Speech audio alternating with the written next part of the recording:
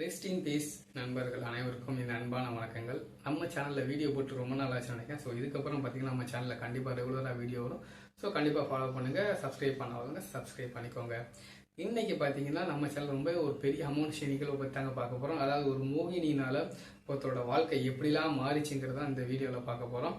சரி வாங்க, time waste பண்ணாமல் வீடியோக்குள்ளே போகலாம்.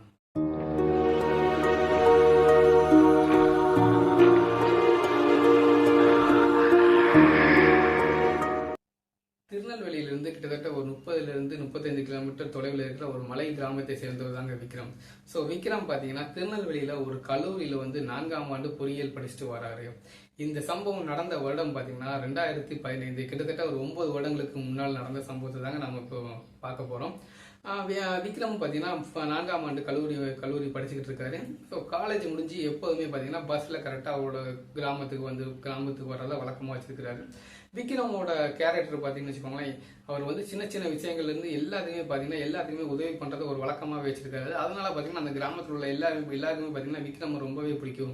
குறிப்பாக பார்த்தீங்கன்னா விக்ரம் ரொம்பவே நல்லாவே படிக்கிற ஒரு ஆளு கூட. அது மட்டும் இல்லாமல் பெண்களை எந்த கேலி கிண்டலும் செய்யாமல் பசங்களோட சேர்ந்து சைட் அடிக்காம இந்த மாதிரி எந்த பழக்கமே அவர்கிட்ட எதுவுமே கிடையாது. அவரோட முழு நேர வேலை தன்னோட படிப்பு எப்படியா நல்லா படித்து ஒரு நல்ல ஜாபுக்கு போகணும் அப்படின்னு அவரோட எண்ணம் ஃபுல்லாகவே இருந்திருக்கு. அவரோட குறிக்கோள் பார்த்தீங்கன்னா எப்படியா ஒரு கவர்மெண்ட் ஜாப் வாங்கணும் அப்படின்னு நினச்சி தான் அவர் தன்னோட படிப்பில் ரொம்பவே உறுதியாகவும் குறிக்கோளாகவும் இருந்திருக்கிறாரு. இப்படி நல்லாவே போய்கிட்டு இருந்த விக்ரமோட வாழ்க்கையில் ஒரு நாள் பார்த்தீங்கன்னா கல்லூரி முடிச்சுட்டு அவரும் வழக்கம் போல் பஸ்ஸில் தன்னோட கிராமத்திற்கு இறங்கவும் செய்கிறாரு. அவர் இறங்கும்போது பார்த்தீங்கன்னா அவரோட அந்த இறங்குற பஸ் ஸ்டாப்பில் பார்த்தீங்கன்னா ஒரு பொண்ணு நிற்கிறதையும் பார்க்கவும் செய்கிறாரு. அந்த பொண்ணை பார்த்தோன்னே அந்த பொண்ணோட அழகுல மயங்கவும் செஞ்சிடாரு. ஏடா இவ்வளோ அழகான ஒரு பொண்ணு, அதுவும் நம்ம ஊர்லையா, சான்ஸே இல்லையே அப்படின்னு சொல்லி அவரே தனக்குள்ள பேசிக்கிட்டு இருக்கிறாரு. அதுக்கப்புறம் எப்பவும் போல தன்னோட வீட்டுக்கு வந்துடுறாரு. வீட்டுக்கு வந்துட்டு அன்னைக்கு நைட்டு பார்த்தீங்கன்னா தூங்கவும் செய்கிறாரு. ஸோ தூங்கிட்டு இருக்கும்போது இடையில ஒரு 1 மணி அளவில் கண் விழிக்கவும் செஞ்சிடாரு. ஸோ முழிச்சுக்கிட்டு இருக்கும்போது அவருக்கு திடீர்னு பார்த்தீங்கன்னா அந்த பெண்ணோட ஞாபகம் தாங்க வருது.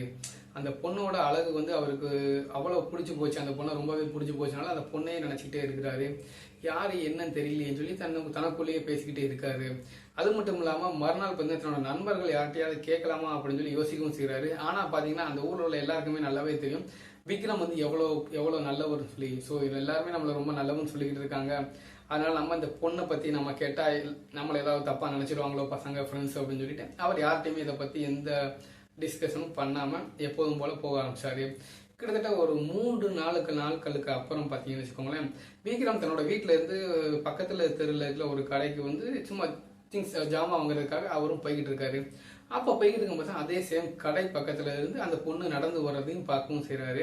ஆனால் இப்போ பார்த்தீங்கன்னா அந்த பொண்ணு பார்த்தீங்கன்னா சிம்பிளாக ஒரு நைட்டி ட்ரெஸ்ஸில் அவங்களும் நடந்து வந்துட்டு இருக்காங்க. இதை பார்த்தோன்னே பார்த்தீங்கன்னு வச்சுக்கோங்களேன், விக்ரமுக்கு அப்போ அன்னைக்கு பார்த்த பொண்ணு ஒருவேளை வெளியூரில் இருந்து அந்த பொண்ணு வந்திருக்கலாம், சொந்தக்காரங்க வீட்டுக்கு வந்துட்டு போயிருக்கலாம் அப்படின்னு சொல்லி தான் அவரும் நினச்சிக்கிட்டு இருந்தார். இதுக்கப்புறம் அவரை அந்த பொண்ணு நம்ம என்னைக்கு பார்க்க போகிறோம் தெரியலையே அப்படின்னு சொல்லி மனசுக்குள்ளேயே சொல்லிக்கிட்டே பேசிக்கிட்டே இருந்திருக்கிறாரு. ஆனால் இன்னைக்கு நைட்டியில் பார்த்தோன்னே அவருக்கு என்ன தோணுச்சுன்னா, கிட்டத்தட்ட ஒரு 3 நாட்கள் ஆகிவிட்டது. அதுக்கப்புறமா அந்த பொண்ணு இங்கே தான் இருக்குது, அதுவும் நைட்டியோட இந்த கடைக்கு வந்துட்டு போகுது. அதான் ஏன்னா அந்த பொண்ணோட கையில் இருக்கிற ஏதோ ஒரு பொட்டணம் மாதிரி வச்சிருக்கனால ஏதோ சாமான் வாங்கிட்டு போகிறாங்க அப்படின்னு சொல்லிட்டு அவருக்கும் புரியவும் செய்யுது. அப்போ அந்த பொண்ணு நம்ம ஊரில் தான் இருக்குது, வீடு எங்கன்னு தெரியலையே, எப்படியா கண்டுபிடிக்கணுமே அப்படின்னு நினச்சி அவரும் யோசிச்சுட்டு இருக்காரு. அதுக்குள்ளே பார்த்தீங்கன்னா அந்த கடையில் இருக்கிற அந்த அண்ணன் கூப்பிடவும் செய்கிறாங்க.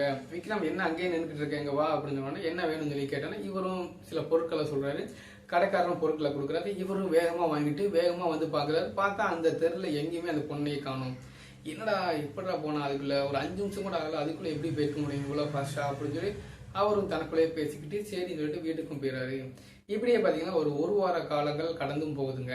அதுக்கப்புறம் விக்ரம் அந்த பொண்ணை பார்க்கவே இல்லை. விக்ரம்குள்ளேயும் பார்த்தீங்கன்னா அந்த பொண்ணை பற்றி நினைப்பாவே இருக்குது. யாரை பார்த்தாலும் அந்த பொண்ணை பார்க்குற மாதிரி ஒரு ஃபீல் ஆகுது. ஸோ அவருக்குள்ளே என்ன தோணும், நம்ம ஒருவேளை அந்த பொண்ணை காதலிக்கமோ அப்படின்னு சொல்லி அவருக்குள்ளேயும் தோணவும் ஆரம்பிக்குது. இப்படியே தோணிகிட்டே இருக்கும்போது ஒரு நாள் பார்த்தீங்கன்னா விக்ரம் தன்னோட வீட்டு ஜன்னல் கிட்ட உட்காந்து அதாவது சேர் போட்டு ஜன்னல் கிட்ட உட்காந்துட்டு வெளியில பார்த்துக்கிட்டே படிக்கவும் செஞ்சுக்கிட்டு இருக்காரு. அப்ப திடீர்னு பாத்தீங்கன்னா அவர் வீட்டுக்கு ஆப்போசிட்ல ஒரு 2 வீடு தள்ளி பாத்தீங்கன்னா அங்க ஒரு வீட்டு ஜன்னல்ல பாத்தீங்கன்னா அந்த பொண்ணோட உருவத்தையும் பாக்குறாரு. இதை பார்த்தோன்னு அவருக்கே தோணுது, ஏற்கனவே அந்த வீடு பாத்தீங்கன்னா இது நாள் வரைக்கும் பாத்தீங்கன்னா காலியா தான் இருந்துச்சு. ஸோ இப்போ பாத்தீங்கன்னா அந்த வீடு யாரோ குடி வந்திருக்காங்கன்னு சொல்லி நம்ம விக்ரமுக்கும் தெரியும். பட் ஒரு சின்ன குழந்தை, அதாவது கிட்டத்தட்ட ஒரு 3-4 படிக்கிற ஒரு பொண்ணு இருக்கிறதான் பார்த்துருக்காரு. ஆனால் இவ்வளோ பெரிய பொண்ணு இருக்கிறத அவர் வந்து பார்க்கவே இல்லை. அதுக்கப்புறம் தான் தெரியுது அவருக்கு அந்த பொண்ணு வந்து அந்த வீட்டில் தான் இருக்கா அப்படின்னு சொல்லி இவருக்கும் தெரியுது. இவருக்கு அந்த பொண்ணு அந்த ஜன்னலில் வந்து பார்த்தோன்னா ரொம்பவே சந்தோஷமாயிருச்சு. ஸோ தன்னோட புக்கை தூக்கி எரிஞ்சிட்டு இங்கேருந்து உட்காந்து நேரம் ஜன்னலில் அந்த பொண்ணையும் பார்க்கவும் ஆரம்பிக்கிறாரு. கிட்டத்தட்ட ஒரு 1/2 மணி நேரம் பார்த்தீங்கன்னா அந்த பொண்ணு உட்கார்ந்து இருக்கிறதே பார்த்துக்கிட்டு இருக்காரு. ஏன்னா அந்த பொண்ணும் பார்த்தீங்கன்னா ஏதோ புக் ஏதோ படிச்சுட்டு இருக்கிற மாதிரி தான் இருக்கு. ஸோ இவரும் பார்த்தீங்கன்னா கண்ணை அமைக்காம அந்த பொண்ணையை படிச்சு ரசிச்சுக்கிட்டும் இருக்கிறாரு. இப்படி ஒரு 1/2 மணி நேரங்கள் போகுதுங்க. அதுக்கப்புறம் பார்த்தீங்கன்னு வச்சுக்கோங்களேன், அந்த ஜன்னலை வந்து அவங்க வீட்டில் உள்ள அந்த அம்மா வந்து, அதாவது அந்த பொண்ணோட அம்மா வந்து பூட்டிட்டும் போயிடுறாங்க. ஸோ இவருக்கு பார்த்தீங்கன்னா ரொம்பவே கடுப்பாக ஆகுது.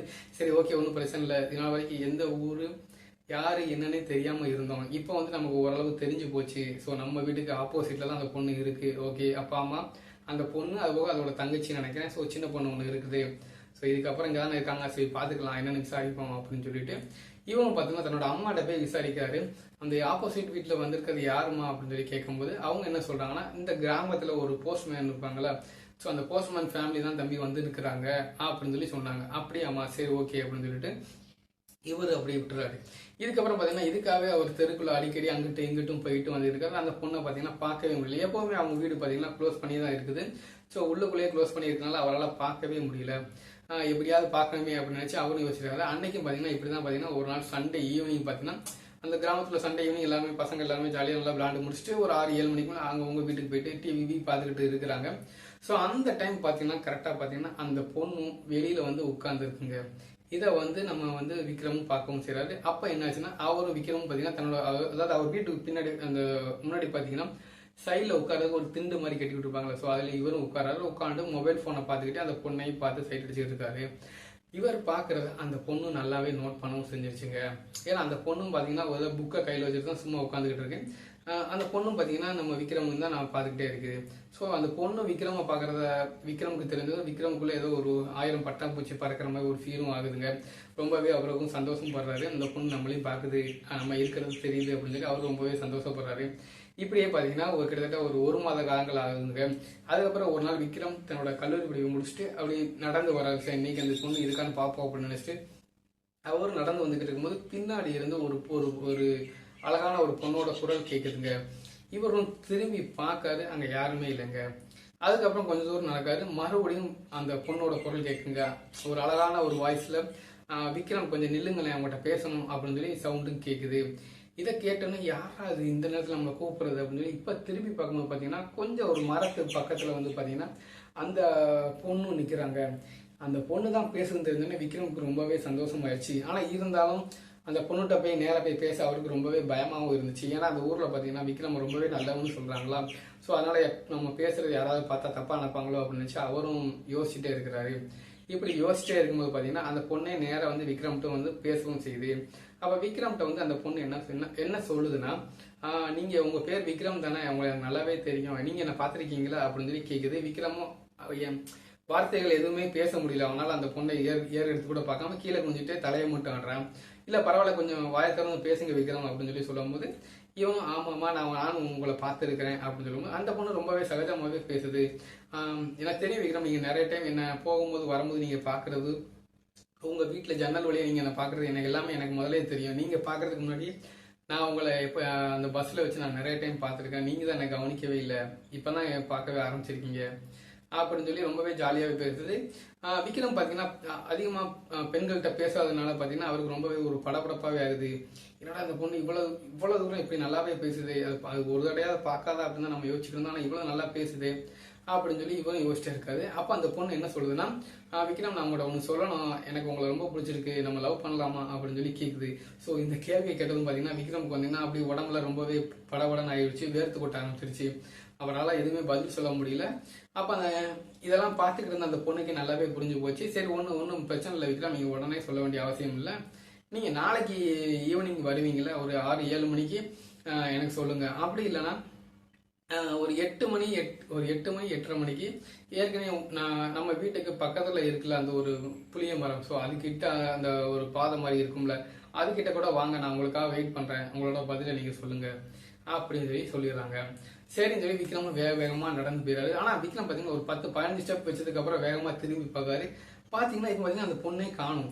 சரி ஓகே மரத்துக்கிட்ட ஏதாவது மறுபடியும் ஒளிஞ்சிருப்பா போல, யாராவது ஆள் வந்திருப்பாங்க போல, அதனால அவளை காணும்னு சொல்லி நினைச்சிட்டு விக்ரம் பார்த்தீங்கன்னா வேகமாக நடந்து தன்னோட வீட்டுக்கும் போய் வேகமாக போய் படுத்துக்கிட்டும் செய்கிறாரு. அவரால் இன்னைக்கு நடந்த சம்பவங்களை பார்த்தீங்கன்னா ரொம்ப சுத்தமாக நம்பவே முடியலங்க. அவர் மனசுக்குள்ள ரொம்பவே சந்தோஷமும் இருந்திருக்கு.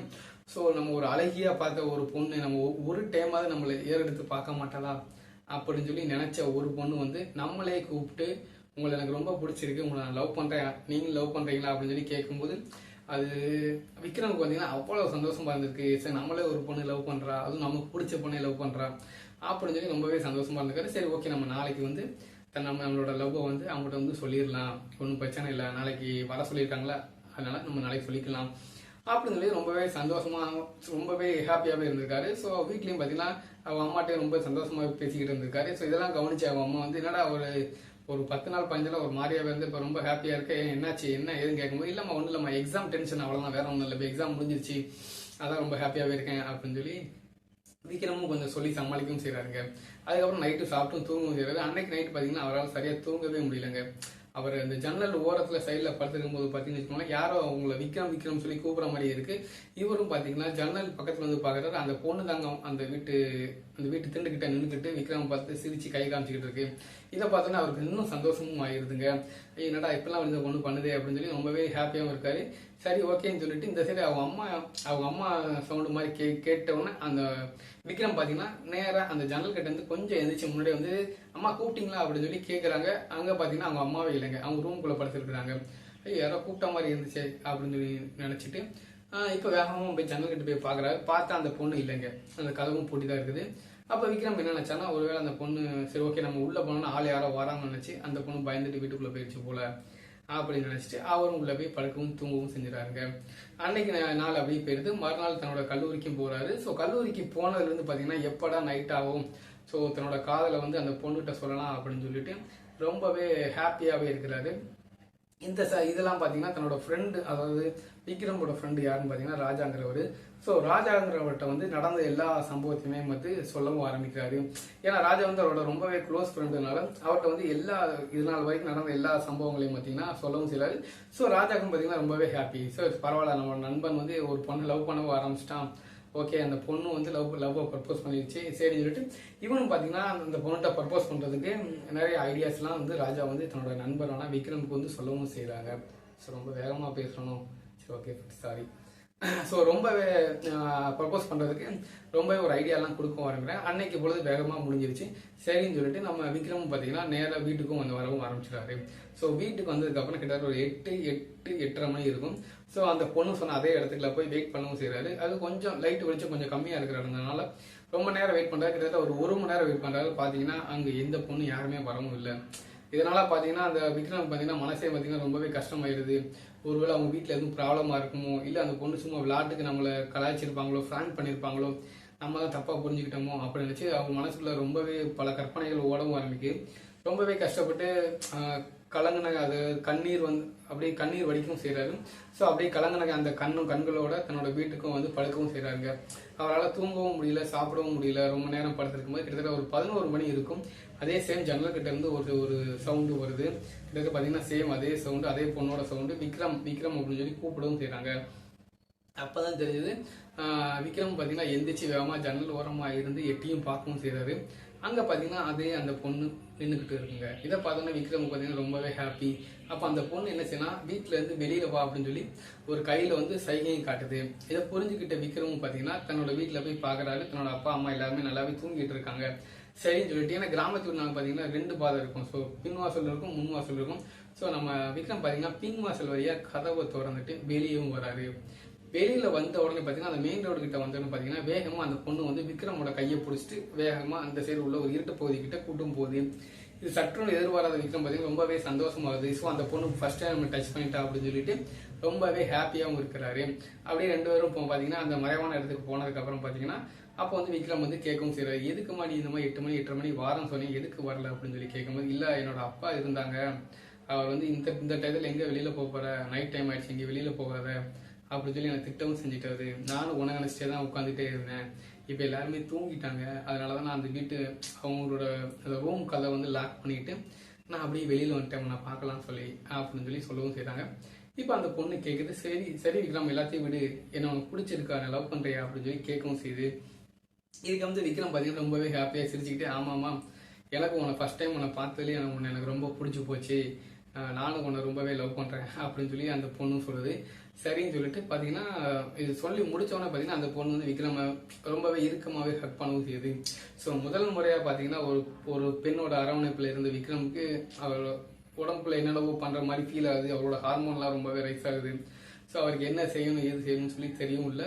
ஸோ ரெண்டு பேரும் பார்த்தீங்கன்னா கிஸ் பண்ணவும் ஸ்டார்ட் பண்ணுறாங்க. ஸோ ஃபர்ஸ்ட் டைம் இவங்க கிஸ் பண்ண ஸ்டார்ட் பண்ணது பார்த்தீங்கன்னா அது ஒரு தப்பான ஒரு உறவுக்கு போன மாதிரி, ஃபிசிக்கல் ரிலேஷன்ஷிப் அளவுக்கு ஒரே நாள் நைட்டில் ரெண்டு பேரும் போயிடுறாங்க.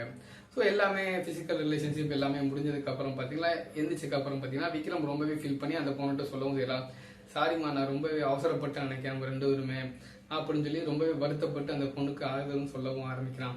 ஆனால் அந்த பெண்ணை பார்த்தீங்கன்னு வச்சுக்கோங்க, அந்த எந்த வருத்தமோ எந்த ஃபீலிங்கும் எதுவுமே இல்லை, பரவாயில்லடா ஒன்றும் பிரச்சனை இல்லை, நீ என்னைக்கு என்கிட்ட காதல் சொல்லி அன்னைக்கு நீ என்னோட ஹஸ்பண்ட் அதாவது என்னோட கணவர் ஆகிட்ட, ஸோ அதனால் நான் உனக்கு தானே, அதனால் எனக்கு எந்த பிரச்சனையுமே இல்லை, உன் கூட இருக்கிறது எனக்கு ரொம்பவே பிடிச்சிருக்குது, எனக்கு நீ வேணும் அவ்வளோதான் அப்படின்னு சொல்லிட்டு அந்த பொண்ணும் அங்கேருந்து கிளம்பி போகுது. ஸோ கிளம்பி போகிறதுக்கு முன்னாடி அந்த பொண்ணு சொன்ன ஒரே விஷயம் என்னன்னா, ஸோ நம்ம முடிஞ்சால் நம்ம டெய்லியும் இந்த நைட்டு வந்து மீட் பண்ணலாம், டெய்லியும் இல்லை 2 நாளைக்கு ஒருக்க இந்த மாதிரி இந்த இடத்துல நம்ம டெய்லியும் ஒரு 11:30-12 மணிக்கு நம்ம மீட் பண்ணலாம் அப்படின்னு சொல்லி சொல்லவும் செய்யுது. ஏன்னா என்னால் வந்து பகல் டைம் நைட் அந்த மாதிரி டைம்லாம் அதிகமாக வர முடியல, எங்கள் வீட்டில் ரொம்பவே ப்ராப்ளம் ஆகுது, எங்கே போகிற என்ன போய் என்ன செய்கிறேன்னு சொல்லி ரொம்பவே கேள்வி கேட்குறாங்க. அதுபோக நானும் காலேஜ் போயிட்டு வரது லேட் ஆகிடுது அப்படி இப்படின்னு சொல்லி ஏதோ காரணங்களை சொல்கிறதுனால விக்ரமும் சரின்றான். ஸோ விக்ரம் பார்த்தீங்கன்னா ஏற்கனவே அந்த பெண்ணோட மேலே உள்ள மயக்கத்தினால பார்த்தீங்கன்னா ரொம்பவே ஆளே மாறி போயிட்டான். ஸோ இந்த சம்பவம் நடந்ததுக்கு அப்புறம் பார்த்தீங்கன்னா விக்ரமோட ஆக்டிவிட்டீஸில் பார்த்தீங்கன்னா ரொம்பவே சேஞ்சஸ் வந்து வருது. இதனால் வரைக்கும் பெண்களே பார்க்காத பார்த்தீங்கன்னா இப்போ எல்லா பெண்களையும் பார்க்குற மாதிரி ஒரு அதாவது ஒரு நிலைமைக்கு போகவும் செய்யலாம். இதனால் வரைக்கும் அந்த ஒரு பொண்ணு கூட இருந்த அந்த ஒரு நாளைக்கு அப்புறம் பார்த்தீங்கன்னா கிட்டத்தட்ட பஸ்ஸில் போகும்போது காலேஜில் உள்ள பெண்கள் இந்த மாதிரி எல்லாத்தையும் பார்த்தீங்கன்னா ரொம்பவே ஒரு ஆபாசமாக பார்க்குற நிலைமைக்கு பார்க்கவும் செய்கிறான். ஸோ இதெல்லாம் நோட் பண்ண அவனோட ஃப்ரெண்டு வந்து ராஜா வந்து நடந்த விஷயம் என்ன ஏதுன்னு சொல்லி கேட்கவும் செய்கிறான். ஸோ விக்ரம் வந்து நடந்த எல்லா விஷயத்தையுமே சொல்லவும் செய்கிறான். அப்போ விக்ரம் சொல்லவும் செய்கிறான். ஸோ ராஜா இதை கேட்டால் ரொம்பவே கோபம் பட ஆரம்பிச்சிட்டான். ஏன்டா அவனுக்கு அறிவு இல்லையாடா, அந்த பொண்ணு லவ் சொன்ன முத நாளாவே இப்படியா பண்ணுவீங்க, 2 பேரும் என்ன நினச்சிக்கிட்டு இருக்கீங்க, உங்க வயசு என்ன அப்படின்னு சொல்லி அவரும் ரொம்பவே அட்வைஸ் பண்ணான். சரி அது ஓகே, அது உங்க பர்சனல் முடிஞ்சு போச்சு, இது வந்து மேரேஜ் பண்ணிக்கோங்க, ஓகே, நீ எதுக்கு மற்ற பெண்கள் எல்லாத்தையுமே கொஞ்சம் ஆபாசமாகவே நீ பார்க்குற வர வர பேசவும் ஆரம்பிக்க, ஏன் என்னாச்சு அப்படின்னு சொல்லி கேட்கும்போது விக்ரம் என்ன சொன்னா, எனக்கு என்னன்னு தெரியல, எனக்கு அப்படிதான் தோணுது, வர வர இப்படிலாம் இருக்கும்போது இதனால் வரைக்கும் இப்படிலாம் தோணுதில்லை அப்படின்னு சொல்லி சொல்லவும் செய்கிறாரு. ஏன்னா அப்போ நடந்த செமஸ்டர் எக்ஸாமில் பார்த்தீங்கன்னா விக்ரம் வந்து ரொம்பவே புவராகவே பெர்ஃபார்மன்ஸ் பண்ணியிருப்பாரு. ஸோ அதனால அவரோட நண்பருக்கு நல்லாவே எல்லாமே புரியவும் செஞ்சிருச்சு.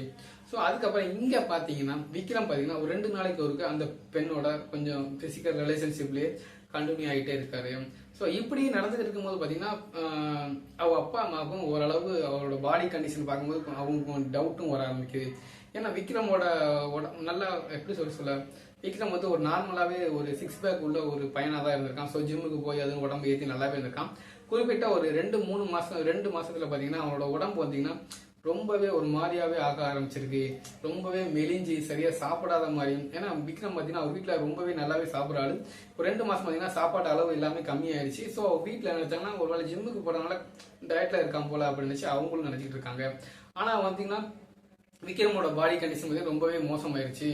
கிட்டத்தட்ட பார்த்தீங்கன்னா எலும்பும் தோலும் அந்த அளவுக்கு ஆகிற மாதிரி கிட்டத்தட்ட 1 மாதம் 2 மாதத்துலேயே ஆகிற மாதிரி அவரோட பாடி கண்டிஷன் வீக் ஆகிட்டே இருக்கு. ஒரு கட்டத்தில் பார்த்தீங்கன்னா அவரால் எந்திரிச்சு நடக்க முடியாத சுச்சுவேஷன் கூட போயிட்டார் 2 மாசத்துல. உடனே தான் அவங்க வீட்டில் பார்த்தோன்னா அவங்க வீட்டில் உள்ளவங்களுக்குலாம் ஒரு சின்ன டவுட் மாதிரி வந்து உடனே ஹாஸ்பிட்டலுக்கும் சேர்க்குறாங்க. ஸோ ஹாஸ்பிட்டலில் பார்க்கும்போது செக்அப் பண்ணும்போது அவருக்கு எந்த நோயும் எதுவுமே இல்லை. பட் ஆனால் சாப்பாடு வந்து சரியாக அவர் சாப்பிடவே இல்லை. அதனால தான் அவரோட பாடி கண்டிஷன் ரொம்பவே மோசமாயிடுச்சு. கிட்டத்தட்ட இந்த 2 மாசத்துல அவர் எத்தனை நாள் சாப்பிடாம இருந்தாருன்னு கூட தெரியல அப்படின்னு சொல்லி இவங்களும் சொல்றாங்க. ஆனா அவங்க அப்பா அம்மா என்ன சொல்றாங்கன்னா, இல்ல என் கண்ணு முன்னாடி தான் அவங்க சாப்பிட்டாங்க அப்படின்னு சொல்லி சொல்லும் போது, இல்ல அவரோட அந்த உடம்புக்கு தேவையான அந்த சத்துக்கள் வந்து அவருக்கு உடம்புக்கு கிடைக்கவே இல்லை, அதனாலதான் இவருக்கு வந்து இந்த மாதிரி ப்ராப்ளம் ஆகுது அப்படின்னு சொல்லிட்டாங்க. அவங்க ட்ரிப்ஸ் ஏற்றணும்னு சொல்லிட்டாங்க. ஸோ கிட்டத்தட்ட பார்த்தீங்கன்னா ஒரு வாரம் வந்து ஹாஸ்பிட்டலே தங்கி இருக்குன்னு சொல்லிட்டாங்க. கிட்டத்தட்ட பகலில் பார்த்தீங்கன்னா எப்போவுமே விக்ரம் கொஞ்சம் நார்மலாகவே இருந்திருக்காரு. ஸோ நைட் டைம் பார்த்தீங்கன்னா அவரோட மைண்டு ஃபுல்லாகவே அந்த பெண்ணை நோக்கி தாங்க போயிருக்குது. ரொம்பவே கஷ்டப்பட்டுட்டு தான் இருந்திருக்காரு. ஸோ அங்கேருந்து அவரால் எழுந்துச்சு போகவும் முடியாது. ஸோ வீட்டில் எல்லாரும் இருக்காங்க, அதனால ரொம்பவே கஷ்டப்பட்டுட்டு அழுதுகிட்டு படுத்துக்கிட்டு இருந்திருக்காரு. இதெல்லாம் பார்த்தோன்னே வீட்டில் உள்ளவங்களுக்கு ரொம்பவே பயமாயிடுச்சு. ஏன் இவன் இப்பெல்லாம் பண்றான், நைட் ஆனாலும் ஏன் ஒரு மாதிரி ஆயிடுறான் அப்படின்னு சொல்லி அவங்களுக்கும் ரொம்பவே கஷ்டமாயிடுச்சு. ஏன்னா இடையில பார்த்தீங்கன்னா ஒரு நாள் அவங்க அம்மா தூங்கிட்டு இருக்கும்போது நைட் எழுந்துச்சு வரலாம்னு சொல்லி வெளியில வரும்போது டோர் வந்து வெளியில வந்து லாக் பண்ணி இருந்துச்சு. ஸோ அதுக்கப்புறம் மறுநாள் காலையில வந்து அது ஓப்பன்ல இருந்துச்சு. இவங்களும் எதுக்காக டோரை வெளியில லாக் பண்ணியிருந்தா அப்படின்னு சொல்லி கேட்கும்போது இல்லம்மா தெரியாம பண்ணிட்டேன்னு சொல்லி சொல்லியிருந்தாங்க. ஸோ இது அதுன்னு சொல்லி எல்லாத்தையும் அவங்க அம்மா மண்டக்குள்ள போட்டு யோசிச்சுட்டே இருக்கிறாங்க. அதுக்கப்புறம் தான் அவரோட ஃப்ரெண்டு ராஜாவை ஃபோன் பண்ணி இந்த மாதிரி வரவும் சொல்றாரு. ஸோ இந்த மாதிரி பிரச்சனை நடந்துகிட்டு இருக்குப்பா, அது என்ன ஏதுன்னு அவன் எங்ககிட்ட சொல்ல மாட்டேங்கிறான், நீ என்னன்னு கேட்டு சொல்லு அப்படின்னு சொன்னோன்னே சரின்னு சொல்லிட்டு ராஜாவும் பார்த்தீங்கன்னா இப்போ வந்து விக்ரம் கூட ஒரு 2 நாள் தங்கவும் செய்றாரு. ஏன்னா ராஜாவும் விக்ரமும் ரொம்பவே க்ளோஸ் பண்ணனால அவங்க வீட்டையும் சரி நீயே பார்த்துக்கோ அப்படின்னு சொல்லிட்டு அவங்களும் போயிடுறாங்க. இப்பதான் பார்த்தீங்கன்னா ராஜா வந்து விக்ரம்கிட்ட கொஞ்சம் கொஞ்சமாக பேச்சு கொடுத்து என்ன நடந்ததுன்னு சொல்லி கேட்கவும் ஆரம்பிக்கிறாரு. ஆமாங்க, கிட்டத்தட்ட பார்த்தீங்கன்னா அந்த பெண்ணோட கிட்டத்தட்ட ஒரு 1.5 மாதங்கள் கண்டினியூஸாக உடல் உறவு கொண்டதுனால ராஜாவோட உடம்பு பார்த்தீங்கன்னா ரொம்பவே பாதிக்கவும் பட்டிருங்க. உடம்புல உள்ள சத்து இது எல்லாமே ரொம்பவே கரைஞ்சு போன மாதிரி அவர் உடம்பே ரொம்பவே எலும்பும் தோளும் ஆயிட்டாரு. இதெல்லாம் பார்த்தோன்னே ராஜாக்கு வந்து ரொம்பவே கஷ்டமாயிடுச்சு. ஏன்னா அங்க இது நடந்த சம்பவம் வந்து அவரோட செமஸ்டர் ஹாலிடேஸ்ல நடந்ததுனால அவருக்கும் சரியா தெரியல. ஸோ கால் மட்டும் தான் ஃபோன் பண்ணி பேசினால ராஜாக்கு நடக்கிற விஷயங்கள் எதுவுமே அவருக்கு சரியாவே தெரியல. ஸோ அவர் நேர்லயே பார்த்ததுக்கு அப்புறம் அவருக்கு ரொம்பவே கஷ்டமாயிடுச்சு. இதுக்கப்புறம் என்ன செய்யன்னு சொல்லிட்டு அவரும் பாத்தீங்கன்னா தன்னால் முடிஞ்ச அளவுக்கு விக்ரம்கிட்ட பேசி பேசி ஏதாவது விஷயங்கள் கிடைக்குமான்னு சொல்லி பார்க்காரு. ஆனா எதுவுமே கிடைக்கவில்லை. ஆனா அன்னைக்கு நைட்டு பாத்தீங்கன்னா விக்ரமோட நடவடிக்கையை பார்த்தோன்னே அவருக்கே ஓரளவு டவுட் ஆகி போயிடுச்சு. ஏன்னா விக்ரமால சரியா உட்கார முடியல, இருந்தாலும் எந்திரிச்சு வேகமா போகணுங்க, வீட்டுக்கு போகணுங்க, அந்த பொண்ணை பார்க்கணுங்க. ஸோ அப்பதான் பாத்தீங்கன்னா நம்ம ராஜாவும் கேட்காரு என்னதான் நடக்குது உண்மையை சொல்லு அப்படின்னு சொல்லி சொன்னோன்னே அதுக்கப்புறம் தான் பாத்தீங்கன்னா விக்ரமும் சொல்ல ஆரம்பிக்காரு. நண்பா நான் உங்கள்கிட்ட சொன்னோம்ல அன்னைக்கு நாங்க இந்த மாதிரி கொஞ்சம் ஒன்னா இருந்தோம் சொல்லி. ஸோ அதுக்கப்புறம் பாத்தீங்கன்னா கண்டினியூஸா நாங்க கிட்டத்தட்ட 1.5 மாசம் கண்டினியூஸா வந்து நாங்க வந்து டெய்லி வந்து ஒன்னாவே நாங்க இருந்தோம். அதுக்கப்புறம் பாத்தீங்கன்னா என்னோட பாடி கண்டிஷன் பாத்தீங்கன்னா ரொம்ப வீக் ஆயிடுச்சு, என்னாலே உணர முடியுது, எனக்கு ரொம்ப எனர்ஜியே இல்லை அப்படின்னு சொல்லி இவரும் சொல்லவும் ஆரம்பிக்கிறாரு. இதுக்கப்புறம் தான் பாத்தீங்கன்னா அதாவது இதெல்லாம் சொன்னோன்னா சரி ஓகே விடு, நான் டாக்டர்கிட்ட நான் சொல்லிக்கிறேன், நீ ரொம்ப ஃபீல் பண்ணாத, நான் பாத்துக்கிறேன், எப்படியும் உடம்பு தேத்திட்டு வா அப்படின்னு சொல்லிட்டு இவங்களும் பாத்தீங்கன்னா வெளியில வந்துடுறாரு. வெளியில வந்ததுக்கு அப்புறம் தான் பாத்தீங்கன்னா ராஜாவுக்கு ஒரு டவுட் வருது. அது எப்படி ஒரு 1.5 மாத காலம் கிட்டத்தட்ட பாத்தீங்கன்னா 30 40 நாள் 45 நாள் வந்து ஒரு பொண்ணால கண்டினியூஸா டெய்லி வந்து பிசிக்கல் ரிலேஷன்ஷிப் பண்ண முடியும். ஸோ லேடிஸ்னா கொஞ்சம் பீரியட்ஸ் டைம் வரலாம். ஸோ அந்த மாதிரி டேஸ் எப்படி இதெல்லாம் சாத்தியம், அதுக்கும் டெய்லி எப்படி அப்படின்னு சொல்லிட்டு இவரும் ரொம்ப யோசிச்சுட்டு இருக்காரு. சரி ஓகேன்னு சொல்லிட்டு மறுநாள் பார்த்தீங்கன்னா நேரம் அவங்க சொன்ன அதே மாதிரி அவங்களோட வீட்டுக்கும் போகவும் செய்யறாரு. ஸோ ஆப்போசிட்ல இருக்கிற அந்த போஸ்ட்மேன் வீட்டில் தான் அந்த பொண்ணு இருப்பா. சரின்னு சொல்லிட்டு அந்த போஸ்ட்மேன்ட்ட போகும் சொல்லி, ஏன்னா அப்போ பார்த்தீங்கன்னா போஸ்ட்மேன் எக்ஸாம் ஒன்று டிக்ளரேஷன் கால்ஃபர் பண்ணியிருந்தாங்க. ராஜா என்ன செய்யறாங்கன்னா இந்த மாதிரி இந்த போஸ்ட்மேன்ட்ட போய் ஒரு ஐடியாஸ் கேட்கலாம் அப்படின்னு சொல்லிட்டு நேராக அவர் வீட்டுக்கும் போறாரு. அங்கே போய் அந்த போஸ்ட்மேனுக்கு போகிறாரு. போஸ்ட்மேன் வீட்டில் தான் இருக்காரு. யாருப்பா நீங்க அப்படின்னு அந்த மாதிரி காலேஜ் ஸ்டூடெண்ட் ஏற்ற வீட்டு பையனோட ஃப்ரெண்டு தான் அப்படின்னு சரி தம்பி உள்ள வாங்க அப்படின்னு இவங்களும் உள்ளேயும் போறாரு. ஸோ உள்ள போய் உட்காந்தோன்னே இவர் போய் சொல்றாரு, சார் இந்த மாதிரி நான் போஸ்ட்மேன் எக்ஸாம் வந்து அனௌன்ஸ் பண்ணியிருக்காங்க, ஸோ நான் அது எழுதணும்னு சொல்லி ப்ரிப்பேர் பண்ணிக்கிறேங்க சார், உங்களால் முடிஞ்ச டிப்ஸ் கொடுங்க அப்படின்னு சொல்லி கேட்கும்போது அவரும் கொஞ்சம் டிப்ஸ்லாம் சாராரு. அது போக பார்த்தீங்கன்னா அதோட சேலரி ஸ்ட்ரக்சர் எல்லாமே கேட்கலாம். ஸோ எல்லாத்தையுமே சொல்றாரு. சரி ஓகே சார் ரொம்ப நன்றி சார் அப்படின்னு சொன்னா சரி இருப்பான்னு சொல்லி காஃபியும் கொடுக்காங்க. ஸோ காஃபி குடிச்சதுக்கப்புறம் அந்த ஒரு குட்டி பாப்பாவும் வருது. அது வந்து இவன்ட்ட வந்து அந்த நம்ம ராஜா கூட வந்து கொஞ்சம் பாலஜிக்கு போட்டு விளையாடவும் சொல்லுது. ஸோ 2 பேரும் கொஞ்சம் நேரம் விளையாண்டு இருக்கும்போது இவனே கேட்கலாம், சார் உங்களுக்கு 2 பொண்ணா இல்லை 1 பொண்ணா சார் அப்படின்னு கேட்கும்போது அவர் என்ன சொல்ல, எனக்கு ஒரே ஒரு பொண்ணு தான் தம்பி, அதுவும் இந்த குட்டி பொண்ணு தான் அப்படின்னு சொல்லி கேட்கறாங்க. உங்களுக்கு ஒரு காலேஜ் படிக்கிற வயசு ஒரு பொண்ணு இருக்குன்னு சொல்லி சொன்னாங்களே அப்படின்னு, இல்லை அப்படி எந்த பொண்ணு எனக்கு கிடையாது, எனக்கு ஒரே பொண்ணு இந்த ஒரு பொண்ணு தான்பா அப்படின்னு சொல்லி சொல்றாரு. ஸோ இதை கேட்டேன்னு பார்த்தீங்கன்னா அவருக்கு ரொம்பவே ஷாக் ஆயிடுச்சு. உடனே பார்த்தீங்கன்னா நடந்த எல்லா விஷயத்தையும் பார்த்தீங்கன்னா ராஜா போய் நேர போய் அவங்க அம்மாட்ட சொல்லவும் ஆரம்பிக்கிறாரு. ஸோ அதாவது ஃபர்ஸ்ட் நடந்ததுலேருந்து இப்போ நடந்தது வரைக்கும் உள்ள எல்லா சம்பவத்தையுமே பார்த்தீங்கன்னா அவங்க அம்மாட்ட போய் சொல்லவும் செஞ்சிடறாரு. இதெல்லாம் கேட்டு அவங்க அம்மாவுக்கு பார்த்தீங்கன்னா ரொம்பவே ஷாக் ஆயிடுச்சு. ஏன்னா அந்த வீட்டில் அப்படி ஒரு பொண்ணே கிடையாது. ஏற்கனவே ஊருக்குள்ள பார்த்தீங்கன்னா இந்த மாதிரி ஒரு மோகினி பிசாசு வந்து சுத்திக்கிறதுக்குன்னு சொல்லி ஏற்கனவே அரசல் பரசலாக வந்து பேசிக்கிட்டு தான் இருந்திருக்காங்க.